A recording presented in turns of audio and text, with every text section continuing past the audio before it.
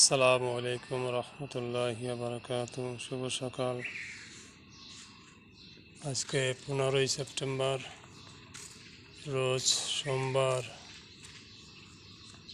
আল্লাহ সুবহানাহু ওয়া তাআলার কাছে শুকরিয়া যে আল্লাহ সুবহানাহু ওয়া তাআলা হায়াতের ভিতরে সুস্থতা দিয়েছেন, হায়াত দিয়ে বাঁচায় রাখছেন তার জমিনের পরে।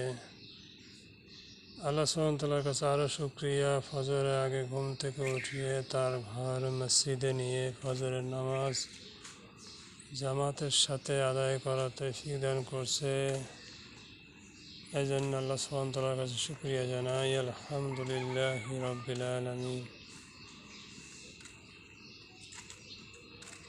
সমস্ত উম্মতি মুহাম্মাদের কাছে প্রত্যেক দিন আমার একটাই দাওয়াত থাকবে, সমস্ত উম্মতি মুহাম্মদ দিনের শুরুতে ফজরের নামাজ নিয়ে 5 ওয়াক্ত নামাজ আল্লাহ সুবহানাহু ওয়া তাআলা আমাদের পরে ফরজ করে দিয়েছেন। 5 ওয়াক্ত নামাজ আমরা সময় মতন আল্লাহর ঘর মসজিদে যে আদায় করার চেষ্টা করব ইনশাআল্লাহ। আল্লাহ তাআলা আমাদেরকে কবুল করুক, আমিন।